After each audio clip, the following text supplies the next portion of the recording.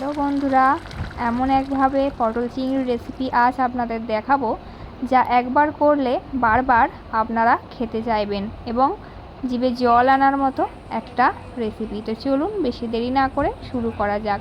প্রথমে পটল, আলু, পেঁয়াজ, টমেটো, আদা, রসুন এবং লঙ্কা কেটে নিয়েছি।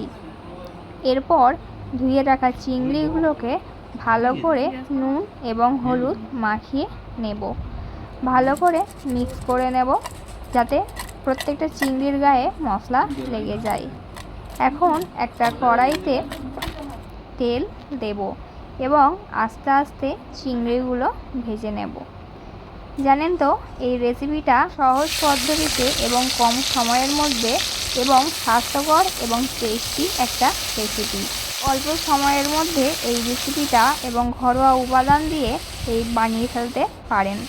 এখন চিংড়িগুলো এপিট ওপিট করে ভালো করে ভেজে নেব। তো দেখুন আমার চিংড়িগুলো হয়ে গেছে। এখন একটা পাত্রে চিংড়িগুলো তুলে নেব। এরপর ওই তেলে আরও কিছুটা তেল মেশাবো এবং তাতে কেটে রাখা পটলগুলো আস্তে আস্তে ছেড়ে দেব। পটলগুলো ভালো করে ভেজে নিতে হবে যাতে পরে ওই পটলের মধ্যে থাকা জল বা রস বেরিয়ে আসে। পটল ভাজার জন্য আমি সামান্য লবণও ছিটিয়ে দেব যাতে তাড়াতাড়ি পটলটা ভাজা হয়ে যায়।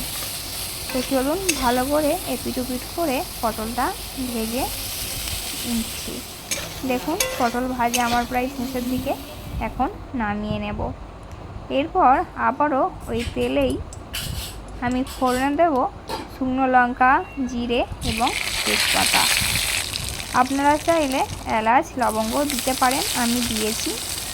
এরপর কুচিয়ে রাখা পেঁয়াজগুলো এর মধ্যে দিয়ে ভালো করে নাড়াচাড়া করে ভেজে নেব। ভালো করে ভাজতে হবে পেঁয়াজগুলো। পেঁয়াজ ভাজার সময় সামান্য পরিমাণ নুন দিলে পরে পেঁয়াজটি তাড়াতাড়ি ভাজা হয়ে যায় বা সিদ্ধ হয়ে যায়।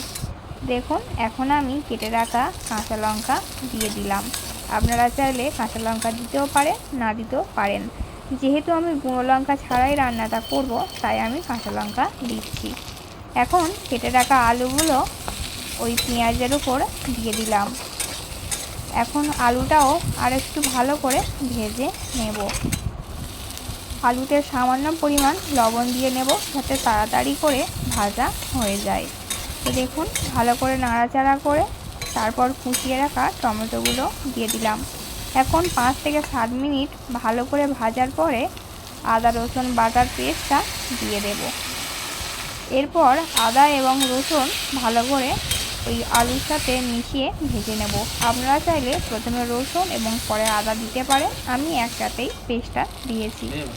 এখন সামান্য পরিমাণ হলুদ গুঁড়ো পরিমাণ মতো দেব। আপনারা আপনাদের পরিমাণ মতো হলুদ গুঁড়ো দেবেন এবং তারপরেই ধনে গুঁড়ো, জিরে গুঁড়ো পরিমাণ মতো দিয়ে ভালো করে কষিয়ে নেব। হালকা ফ্লেমে দেবেন যাতে মশলাটা ধরে না যায়। এখন আমি এতে জল ঢেলে দেব। জল দিয়ে ভালো করে নাড়াচাড়া করব এবং নাড়াচাড়া করার পরে বেশ কিছুক্ষণ আমি ঢাকনা দিয়ে ঢেকে রেখে দেব যাতে পরে আলুটা তাড়াতাড়ি সিদ্ধ হয়ে যায়। তো 8 থেকে 10 মিনিট লো টু মিডিয়াম ফ্লেমে ফুটিয়ে নেব। তো এখন ঢাকনাটা দিয়ে দেব যাতে আরও ভালোভাবে সিদ্ধ হয়। তো দেখুন আলু অনেকটাই সিদ্ধ হয়ে গেছে। এখন ভালো করে নাড়াচাড়া করে নেব, নিয়ে আরও আমি 5 থেকে 7 মিনিট মতো ফুটিয়ে নেব। তো আলুটা যখন সিদ্ধ হয়ে এসছে, এখন আমি ভেজে রাখা পটল চিংড়ি দিয়ে দেব এবং ভালো করে নাড়াচাড়া করে নেব। পটলটা দেওয়ার পরে ঝোল কিছুটা কমে আসবে। তো এখন আরও 2 থেকে 3 মিনিট হাই ফ্লেমে ফুটিয়ে নেব। দেখুন আলুটা পুরো সিদ্ধ হয়ে গেছে। আপনারা যেমন পরিমাণ ঝোল চাইবেন তেমন পরিমাণ রাখতে পারেন। তো এখন ঝোলটা ততক্ষণ ফুটতে থাকুক। দেখুন লঙ্কা গুঁড়ো ছাড়া কালারটা খুব একটা খারাপ আসেনি।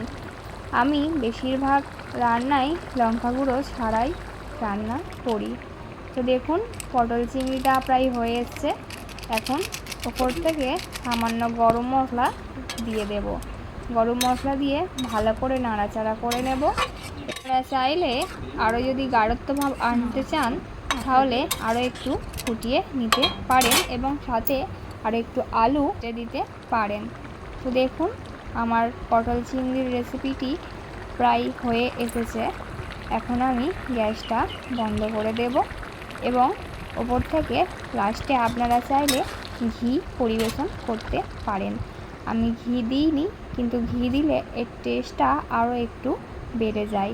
তো দেখুন এখন আমি একটা পাত্রে নামিয়ে নেব। তো অবশ্যই বাড়িতে বানিয়ে খাবেন এবং আমার এই রেসিপিটি কেমন লাগলো অবশ্যই কমেন্ট করে জানাবেন। আমার নতুন নতুন রেসিপি পেতে আমার চ্যানেলটি লাইক, কমেন্ট, শেয়ার এবং সাবস্ক্রাইব করে পাশে থাকবেন। ধন্যবাদ সবাইকে।